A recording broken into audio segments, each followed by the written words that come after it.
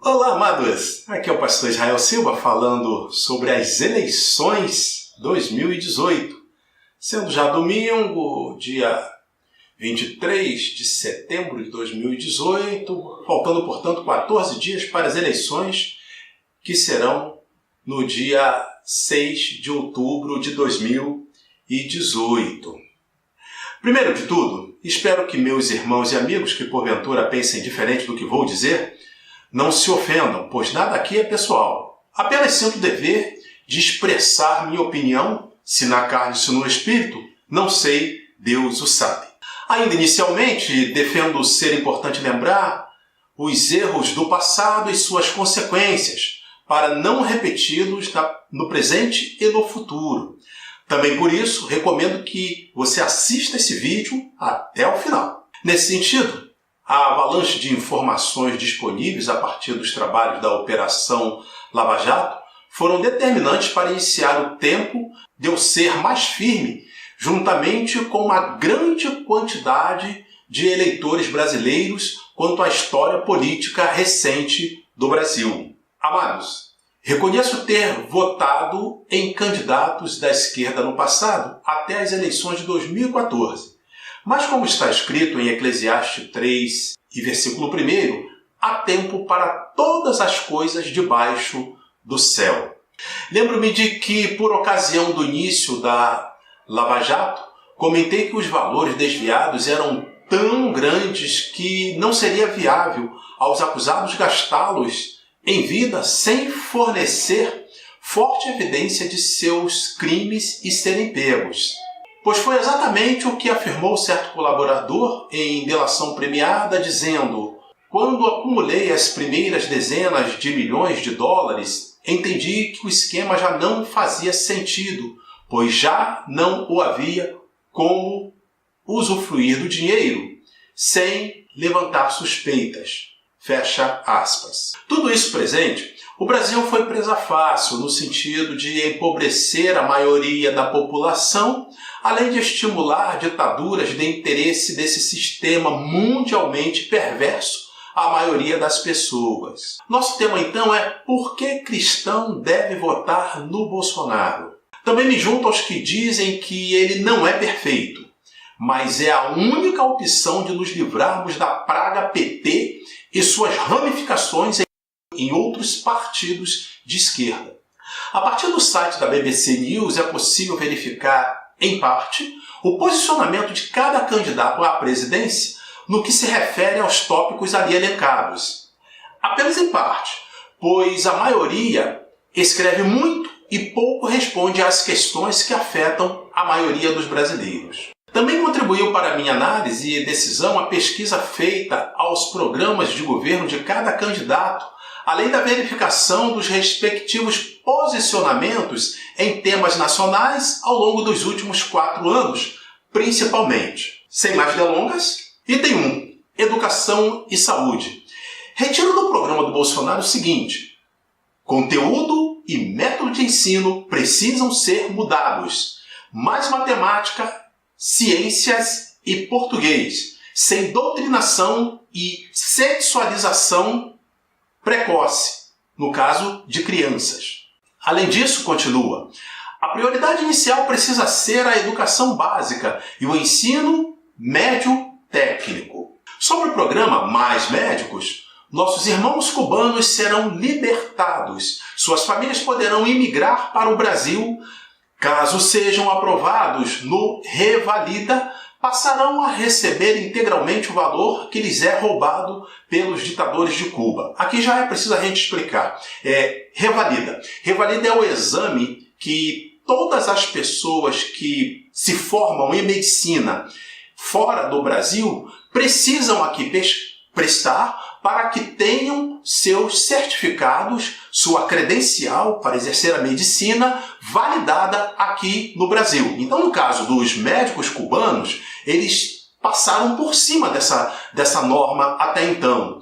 Ou seja, eles precisam, o que está sendo dito aqui no programa do Bolsonaro é que eles precisarão fazer o programa à prova do Revalida. E se forem aprovados, passarão a exercer a medicina aqui como quiserem. E o ponto muito importante, receberão integralmente o valor que lhes é roubado pelos ditadores de Cuba. Ou seja, algo em torno de 10 mil reais são desembolsados pelo Brasil com referência a cada médico. No entanto, parece que eles recebem apenas algo em torno de 2 a 4 mil e todo o restante dinheiro fica lá para os dirigentes de Cuba. Outra coisa, eu lembro que assisti uma palestra de um médico cubano e ele falou para várias pessoas, não foi para mim em particular, ele falou para várias pessoas, então alguns colegas que assistiram poderão se lembrar, alguns irmãos poderão se lembrar. Era um pastor cubano.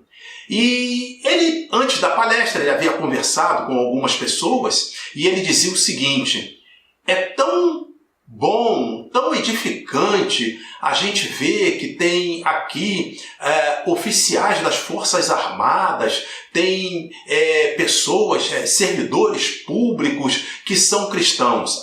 Aí emendava ele, lá em Cuba, se uma pessoa for se declarar cristã, essa pessoa não pode exercer qualquer cargo público, muito menos, mesmo que seja soldado da polícia, não pode exercer nada público se for declarado cristão lá em Cuba. Então disse esse pastor na sua entrevista. Nesse caso, esse programa do Bolsonaro, ele vai permitir que esses médicos que aqui estão tragam suas famílias, claro, se a ditadura de Cuba permitir, né? Mas vai permitir que eles tragam suas famílias e que recebam o salário integral que está sendo desembolsado pelo governo brasileiro para cada médico. Só que eles recebem uma parte menor, menos que a metade, a parte que eles recebem, passarão então a receber a parte integral. Além disso, continua o programa, a prioridade inicial precisa ser a educação básica e o ensino médio técnico. Nós precisamos de um presidente que trate com consideração criança em sala de aula, não admitindo ideologia de gênero, impondo a escola sem partido. Sobre isso, ideologia de gênero, tem uma senhora advogada muito bem formada e ela dando palestra, assessora de um senador, dando palestra, ela diz que a situação está num ponto em que uma criança que chegar em sala de aula, em algumas escolas do Brasil, graças a Deus, penso que ainda é a minoria das escolas públicas, crianças aí de 4 a 6 anos, em determinado momento o professor vai virar para ela e vai dizer assim, qual é o seu gênero? E alguma criança vai dizer, meu gênero, eu sou menina, eu sou menino, eu sou homem, eu sou mulher. E ela vai dizer, não é nada disso. O seu gênero é aquele que você escolher. E vai abrir uma listagem de 70 gêneros para a criança saber que ela pode escolher para a criança, para tentar convencer a criança que ela pode escolher qualquer um daqueles e passar a se intitular. Claro, isso vai gerar uma enorme confusão, imagine, em crianças de 4 a 6 anos numa escola pública. Deus nos defenda. Dentre os presidenciáveis, Bolsonaro é o maior crítico do kit gay, covardemente lançado a algumas escolas públicas no tempo de Lula presidente e de Haddad ministro da Educação. No item 2, segurança. Ainda no programa do Bolsonaro temos tolerância zero com o crime, com a corrupção e com os privilégios. E ainda defende a reformulação do Estatuto do Desarmamento, facilitando a posse de armas em casa, o que é diferente do porte de arma, pois Bolsonaro defende que as pessoas de bem, no geral, possam transportar suas armas na mala do carro e desmuniciada ou descarregada quando evidentemente estiverem viajando, mas que tenham o direito de ter armas em casa. Nesse momento, como estão as coisas, o bandido já tem arma mesmo. E cada vez parece que com maior facilidade. Só está proibido de ter arma quem faz as coisas dentro da lei, as pessoas de bem.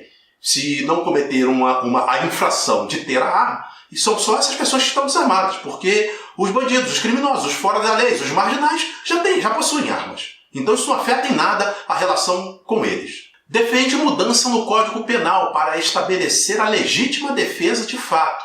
O que defende esse programa? Você atirando no invasor dentro de sua casa ou defendendo sua vida ou patrimônio no campo ou na cidade, você responde, mas não tem punição. Outra coisa, reduzir a maioridade penal para 16 anos. E, além disso, acabar com a progressão de penas e as saídas temporárias. A ideia do criminoso preso permanecer preso. Defende o fim das audiências de custódia. Defende ainda apoiar penas duras para crimes de estupro, incluindo castração química voluntária em troca da redução da pena. Tipificar como terrorismo as invasões de propriedades rurais e urbanas no território brasileiro. Garantir o excludente de ilicitude para o policial em operação, ou seja, que os policiais não sejam punidos se matarem alguém em confronto dentro da lei. A favor da valorização do bom policial. Item 3. Políticas sociais e direitos humanos. Sepultar o Fórum de São Paulo. Para conhecer esse monstro, visite o site www.dossierursal.com. O monstro é feio, mas em rápidas palavras eu posso te adiantar.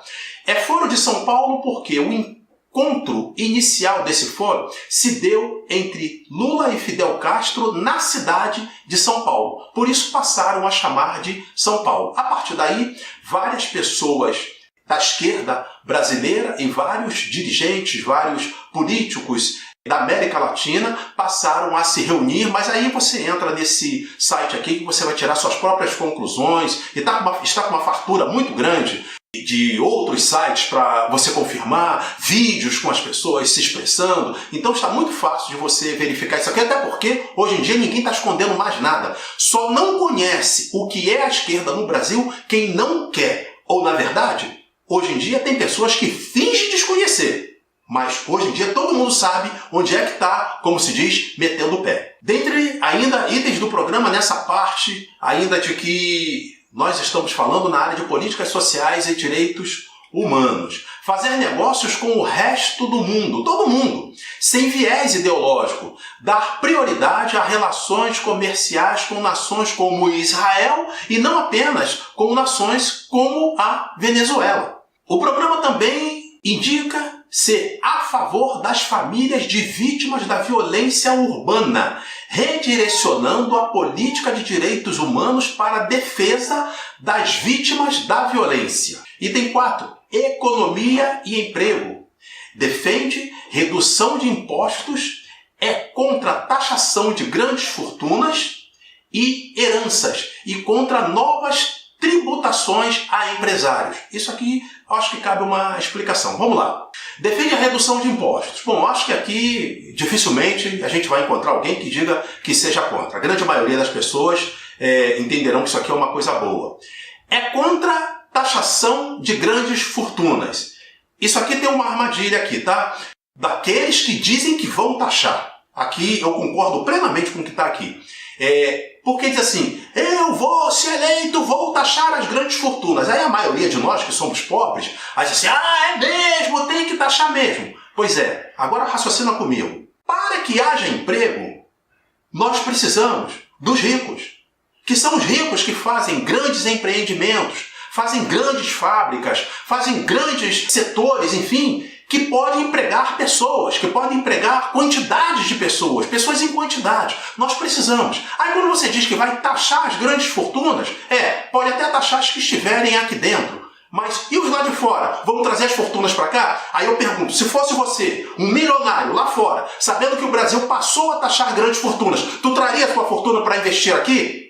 É ruim, hein? Claro que não traria. Pois é, então o ambiente tem que ser exatamente do jeito que está aqui. contra a taxação de grandes fortunas. Isso precisa estar de uma forma equilibrada, porque o Brasil precisa atrair investimentos, inclusive externos, para que haja crescimento do emprego aqui no Brasil, para que haja aumento das ofertas de emprego aqui no Brasil. É claro que isso só vale para pessoas como para eu e você, que costumamos trabalhar, ganhamos assim o nosso sustento, ou as pessoas que também se aposentaram, mas que trabalharam 30 e tantos anos para se aposentar, aí que pode concordar com isso. Para quem não trabalha, aí tanto faz. Ou para quem se aposentou depois de um ano por algum viés aí político, para eles tanto faz, né? Mas para você que trabalha, que está procurando emprego, que está desempregado ou desalentado, aquele que procurou emprego já nem procura mais porque não encontra. Pois é, isso vai ser um mecanismo muito interessante para que o emprego retorne ao Brasil, que a gente consiga baixar esse número aí, que não para de subir, já se dá conta de 14 milhões de desempregados. Seguindo, também no programa, extinguir o Ministério das Cidades, e o programa é favorável a enviar o dinheiro diretamente para o município. Ainda sobre o programa, cortar ministérios e nomear ao menos 5 generais como ministros. Fundir os ministérios da Agricultura e do Meio Ambiente, o que colocaria um fim na indústria das multas, bem como levar harmonia ao campo. O ministro será indicado pelas entidades dos produtores. Outro ponto. Fazer com que recursos públicos sejam liberados automaticamente e sem intermediários para os prefeitos e governadores. Aí, sobre o Bolsa Família, tem esse registro para quem está preocupado com a questão do Bolsa Família, antes que a esquerda comece a espalhar boatos aí, né? Então já vou ajudar você também. Isso aqui está escrito no programa do Bolsonaro, que eu passo a citar agora. Entre aspas. Acima do valor do Bolsa Família, pretende instituir uma renda mínima para todas as famílias brasileiras. Todas essas ideias, inclusive o Bolsa Família, são inspiradas em pensadores liberais, como Milton Friedman, que defendia o imposto de renda negativo. Propõe modernização e aprimoramento do programa Bolsa Família e do abono salarial, com vantagens para os beneficiários. Vamos deixar claro, assim está escrito no programa, nossa meta é garantir a cada brasileiro uma renda igual ou superior ao que é atualmente pago pelo Bolsa Família. Se você é uma pessoa séria que recebe o Bolsa Família, porque precisa, né? Evidentemente, não estamos aqui falando de fraude, não vai ser defendida não, mas se você realmente é uma pessoa que precisa do Bolsa Família, você não vai ter prejuízo nenhum. Número 5. Política e corrupção. Encaminhar para aprovação do Congresso as 10 medidas contra a corrupção, propostas pelo Ministério Público Federal, gravemente ferida por ocasião da tragédia que vitimou o time da Chapecoense. Deixa eu explicar para você. Esse conjunto de 10 medidas está lá na página, e depois eu vou deixar ao final da mensagem, eu vou deixar todos esses endereços para facilitar você. Você não precisa se preocupar, mas também dando um pause, né? Aí no vídeo você também poderia ler. Então está no site www.mppr.mp.br.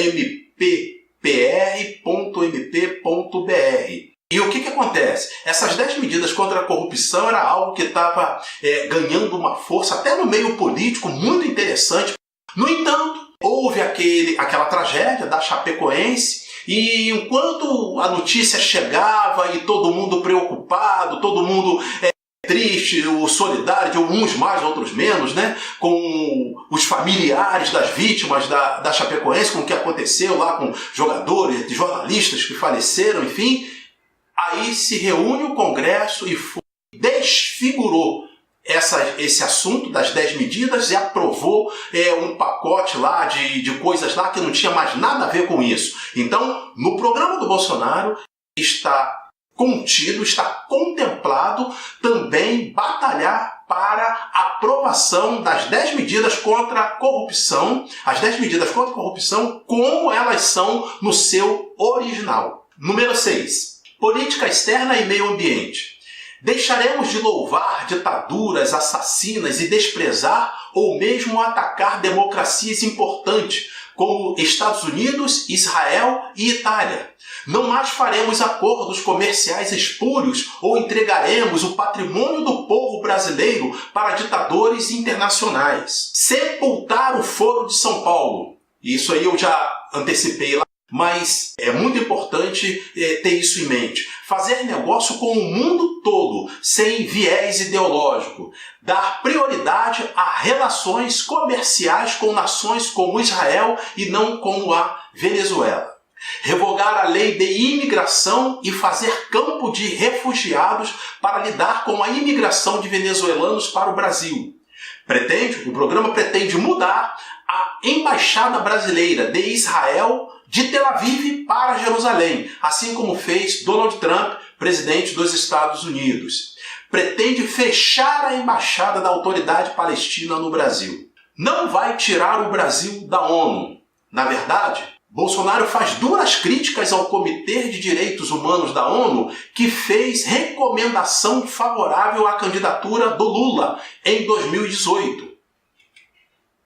Trata-se, na verdade, de 2 membros de um comitê composto por 47 pessoas e que não é um grupo deliberativo, ou seja, sem competência normativa para fazer o que fez. Explicando com outras palavras, existe um comitê na ONU, não é um comitê deliberativo, é um comitê assessor. Esse comitê é formado por 47 pessoas. Pois bem, 2 pessoas integrantes desse comitê assinaram o tal documento que a advogada do Lula levou para o Supremo Tribunal Federal, dizendo que a ONU recomendava que Lula pudesse concorrer às eleições. Na verdade, não foi bem assim, já que esse comitê ele não tem essa prerrogativa e ainda mais, que das 47 pessoas foram tão somente 2 que assinaram isso, ou seja, não tinha representação nenhuma. Continuando, pretende reduzir alíquotas de importação e barreiras não tarifárias, pretende constituir novos acordos bilaterais internacionais, defende que o Brasil deixe o Acordo de Paris sobre o clima, assim como fizeram os Estados Unidos de Donald Trump. Quando me pergunto que caminho o Brasil trilhou para chegar a esse suplício, constato o seguinte: estão em marcha no mundo e com fartos recursos, ou seja, com muito dinheiro, os preparativos para a nova ordem mundial. Esses poderosos corrompem políticos, empresários e executivos de grande porte em várias partes do mundo, onde se inclui o Brasil. O percentual de brasileiros dados à corrupção é maior do que eu pensava até 2014. E uma grande parte desses são baratos, cobram pouco pelas respectivas reputações, lamentavelmente. Os ataques são principalmente na economia e nas famílias, pois predomina entre eles, os senhores da nova ordem mundial, a ideia de que há mais pessoas no mundo do que se pode controlar, mesmo com a fartura tecnológica hoje disponível. No caso do Brasil, há 2 classes de pessoas que empurraram o Brasil para esse baixo nível econômico, moral e espiritual. A primeira é a classe dominante e seus próximos que sempre lucraram com os absurdos da esquerda. Quando digo classe dominante, logicamente eu digo a parte da classe dominante que se propôs a agir no sentido de empurrar o Brasil para esse caos que nós estamos. É claro que se fala em classe dominante, se fala em ricos, se fala em pessoas intelectuais, e entre essas pessoas, claro que existe também, graças a Deus, ainda muita gente boa também. E existe também os Maria vai com as outras, juntados aos topa-tudo por dinheiro. Pois enquanto um faz e acha engraçado o que é ruim para todos e para ele mesmo, o outro grupo faz qualquer coisa por dinheiro em qualquer circunstância. Longe de mim dizer se é certo ou errado votar nesse ou naquele candidato, mas certas questões deveriam estar presentes na mente dos que se denominam cristãos na hora de votar. Por exemplo, Bolsonaro já se manifestou a favor da vida e contra o aborto. Também já se manifestou a favor da ampliação dos colégios militares. E ainda, segundo o pastor Silas Malafaia, foi o único presidenciável, Bolsonaro, com chances reais de ser eleito, a se manifestar contra a arte performance e contra o que é museu. Talvez valha a pena a gente explicar isso. Arte performance é aquele negócio de botar um homem nu dentro do museu, nu, completamente despido, e fazer o ingresso nessa demonstração a censura livre. E aí existiam pais desavisados ou mães desavisadas a levarem as crianças para a criança chegar ali e tocar num homem nu. Crianças, num homem estranho, nu, totalmente em público, para a criança chegar ali e tocar nele. E o que é museu? É aquela exposição no museu com vários quadros pornográficos. Na verdade, esse queer na Europa, ele é indicativo de homossexualismo, né? Então, o queer museu, então vários quadros pornográficos com viés homossexual, além disso, com quadros, e os quadros tudo muito explícitos, de sexos explícitos, de sexo com animais e por aí afora, e coisa que, na melhor das hipóteses, jamais poderia ser apresentado a crianças. No caso da última versão que teve no Rio de Janeiro, entidades mais conservadoras conseguiram uma liminar para que fosse proibido para menores de 14 anos. E assim foi no princípio. Mas não satisfeitos, os organizadores desse queer museu recorreram e derrubaram a liminar. E aí deixa aquela exposição com aquele monte de obras pornográficas para que se levem crianças. Passou a ser com censura livre, para levar crianças para lá. Pois bem, é exatamente isso. O pastor Silas Malafaia enfatiza: dentre os presidenciáveis com chance reais de vencer essa eleição, o Bolsonaro foi o único que se levantou, foi o único que bradou contra essas duas questões. Se houver essa preocupação, o cristão deve ainda considerar o seguinte: o bloco ideológico partidário dos candidatos e como se comportaram os candidatos ao longo do tempo, principalmente entre 2014 e 2018. Esse quadro aqui mostra o seguinte: você tem a primeira coluna, candidatos, os respectivos partidos, aí tem uns vices, os candidatos, né, a vice-presidente, tem a terceira coluna é a coluna de senadores, a quarta coluna de deputados federais e lá a última coluna à direita são os partidos que compõem a coligação.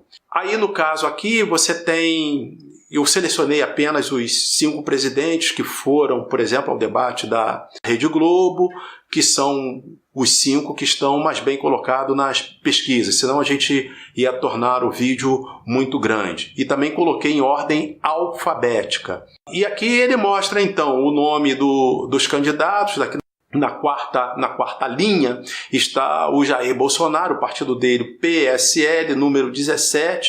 O vice dele é Hamilton Mourão, que é do PRTB. No caso aqui, por exemplo, de Brasília, tem como candidato ao Senado o brigadeiro Átila Maia.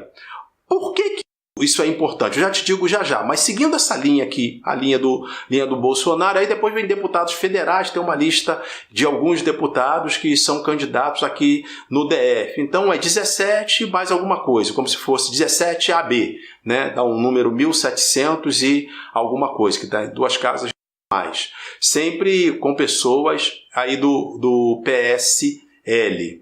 Por que isso é importante? Porque a política no Brasil, talvez em outros lugares, talvez aconteça isso também, mas a gente tem que falar do Brasil porque a gente está no Brasil. Ela é assim, Bolsonaro uma vez eleito, que eu espero em Deus que aconteça, uma vez eleito, quando ele chegar lá apresentar qualquer projeto para atingir, alcançar essas mudanças que ele propõe como programa de governo, boa parte delas vão depender de movimentação, de negociação no Congresso. Quando ele apresentar, aqueles que se dizem seus inimigos de legenda, de disputa aqui na presidência, serão contra. Essas coisas acontecem na política partidária, mas acontece às vezes até em foros até muito menores, né? Eu chego às vezes a dizer, poxa, são situações em que se a gente disser que tem a fórmula para transformar pedra em ouro, vai levantar uma maioria e vai dizer que não precisa de ouro porque senão vai estragar alguma coisa. Então é muito importante, se você vai votar no Bolsonaro, que você siga essa linha que alcança também o legislativo. Ou então você vai ficar diante daquela situação. Eu votei no presidente que disse que vai fazer e tal, não sei o quê, mas aí você bota no legislativo, as pessoas são tudo contra. Se, por exemplo, se você acertar os seus 2 votos, aí é assim, um diz que quer fazer, o outro diz que o outro vota contra para não fazer. Na verdade, é quase como se você anulasse o seu voto, você não fez coisa nenhuma. É muito parecido com um certo partido, né? Isso apareceu no Jornal Nacional, que na hora de votar contra o impeachment ele tinha 4 deputados, 2 votaram a favor e 2 votaram contra. Não se posicionou. Isso na política, no caso do Brasil, isso é horrível. A gente precisa andar, precisamos, se é que é possível, recuperar o tempo perdido. Tem muita coisa a ser feita. Então, quando votar, tem que ter muita responsabilidade. Se você não entender alguma coisa disso, esse vídeo vai estar no YouTube, aí você entra lá, coloca lá qual é a sua dúvida que eu vou responder todas elas. No YouTube, no WhatsApp, às vezes é mais difícil, a gente não consegue ver mensagem, enfim, mas no YouTube, tudo que aparece lá, eu respondo. Ou no Facebook também. Então, se você não entendeu alguma coisa, e eu também coloquei aqui o exemplo só do DF, né? Mas para você que está em outros estados, se você perguntar ali especialmente no seu estado, vem cá, como é que tá? Quem é quem aqui? Qual é o número desse pessoal? Enfim, eu respondo tudo para você lá no YouTube. Quando examinamos as coligações estaduais e distrital, fica ainda mais confuso, sendo isso uma das razões para a maioria das pessoas de bem no passado terem votado em pessoas boas, mas acabaram ajudando a eleger pessoas de má conduta. Vamos analisar, por exemplo, o Distrito Federal. Dessa página Política DF em números, então chegamos até esse ponto aqui, ó, candidatos ao governo. Aí ela começa aqui, ó, Alexandre Guerra, porque está em ordem alfabética também. Então, ó, o candidato, o partido e a coligação. Então aqui é possível você ver quem é o governador, o candidato ao governador e quem é que compõe essa coligação, que está aqui justamente nessa terceira coluna, a coluna que fica mais à direita. Mas isso aqui é simples, porque vai aparecer lá o governador, você já decidiu pelo governador, você coloca o número dele e vai em frente. Aí abaixo tá essas coligações para federal. Aí aqui, como se diz, a porca torce o rabo, que o negócio é mais delicado. Aí você tem aqui as coligações, ó, do lado esquerdo, Brasília acima de tudo. Aí vai descendo, né? Brasília de mãos limpas até chegar lá embaixo, unidos pelo DF1 e depois a União e Força. Aqui tem um perigo muito grande, porque durante muito tempo, eu confesso que eu fiz isso também várias vezes, que Deus me perdoe, mas eu creio que muita gente também fez. O que acontecia? Aparecia o candidato, era amigo nosso, fez um parente, enfim. A gente até sabia que ele não tinha muita chance de ser eleito, mas ia lá, não, vamos lá para te ajudar e tal, e votava nele. Aí o que acontece? Olha essa coluna aqui, essa terceira coluna que está os partidos, ou seja, os partidos da coligação. Então você está votando para deputado federal. Tem um conjunto de partidos nessas coligações. Tem partido que não faz coligação nenhuma, ele vai sozinho, mas tem outros não, que são diferentes. Então, por exemplo, chegamos aqui nessa segunda linha, ó, PDT, Rede, PSB, PV e PCdoB. Na verdade, todo mundo que tiver dentro de algum desses partidos recebe um voto, e esse voto vai, antes de mais nada, para a coligação.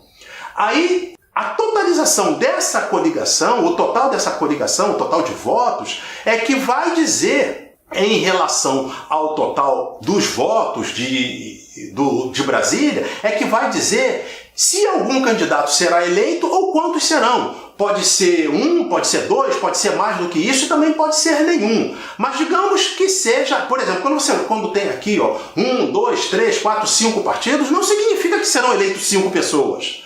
Pode ser 5, pode ser mais de 5, pode ser 4, pode ser 3, pode ser 2, pode ser 1. E até poderia ser nenhum. E aí acontece o seguinte, você votou aqui num candidato porque você achava ele um cara legal, uma pessoa de bem.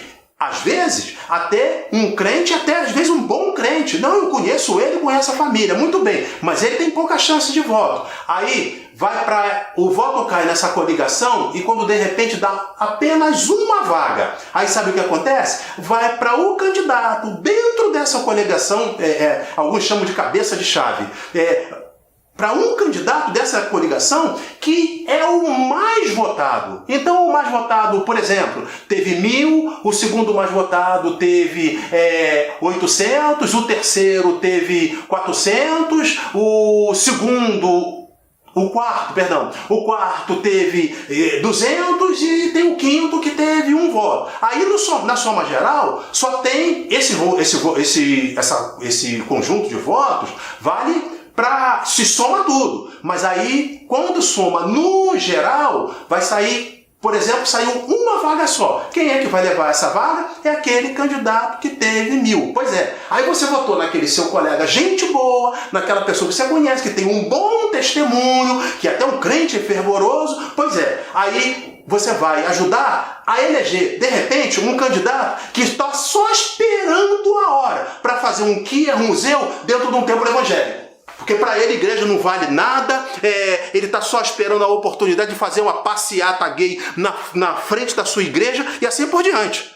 É isso que acontece. Então tem que ter muito cuidado com isso. Eu recomendo, para você que vai votar no Bolsonaro, vote num candidato deputado federal também do Bolsonaro. 17 alguma coisa. O próximo detalhe, quando chega nas coligações para distrital, olha, você viu, né? Tem uma coligação para presidente, tem uma outra para os federais, que no caso deputado federal, aí tem ainda para aqueles deputados estaduais ou distritais. Às vezes as coligações repetem, mas às vezes não. Então aqui no caso do DF, está aqui a listagem.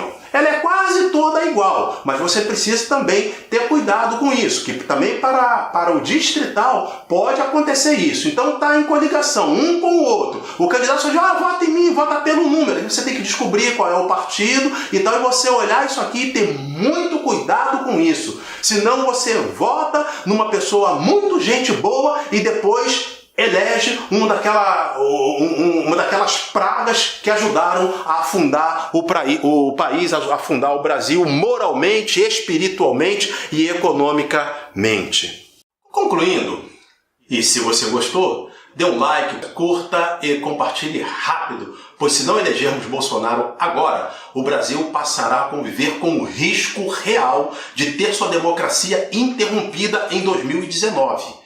Mergulhando nas trevas da esquerda, onde já está a maioria dos cubanos, venezuelanos, russos e norte-coreanos. Por isso, eu oro a Deus e espero que você seja iluminado e que Deus te ajude, você faça bom uso do seu voto.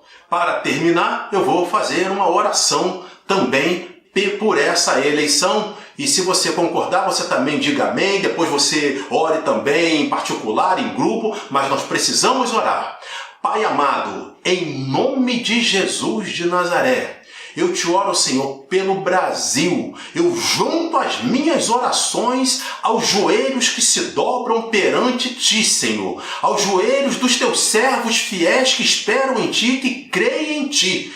Ó Deus bendito, abençoa, Senhor, ilumina, Senhor, especialmente aqueles que querem fazer um voto consciente, um voto honesto. Ajuda-os, Senhor, mesmo que se cumpra, Senhor, com esses teus servos, o que está escrito: os que confiam no Senhor não serão confundidos, que eles não sejam de maneira alguma confundidos. Mas, Senhor, tem algo que me preocupa. Tem algo que me preocupa, grande parte dos brasileiros, Senhor, é a possibilidade de fraude nas eleições. Portanto, Senhor, eu junto mais uma vez minhas orações aos teus servos que já te oram nesse sentido. Pai, em nome de Jesus, não permita que haja fraude nessa eleição. Pai, faz o que for necessário. Move, meu Senhor, os fenômenos meteorológicos. Move, Senhor, a espada de 1 contra 1, se tiver uma quadrilha, Senhor, trabalhando neste negócio. Move, Senhor, o que tiver que mover. Faz, Senhor, o vírus não funcionar. Faz o pendrive desaparecer. Ó Deus, faz a tua obra e a honra e a glória será tua. Seja qual for, Senhor, o resultado, nós estamos preparados. Aquele que espera em Ti sabe que todas as autoridades são ordenadas por Ti. Estamos preparados para o que o Senhor queira fazer com o país daqui para frente. Mas essa oração, mas esse pedido, Senhor, te registramos. Que não seja por meio de fraude. Seja, meu Senhor, no voto segundo a maioria dos brasileiros. Pois isso também será a Tua vontade, ou até na pior hipótese, a Tua vontade permissiva. Seja feita, Senhor, a Tua vontade, aqui na terra como no céu. Te pedimos, ó Pai, te agradecemos em nome de Jesus. Amém. Se você gostou, curta e compartilhe rápido. Deus abençoe a todos em nome de Jesus. Amém.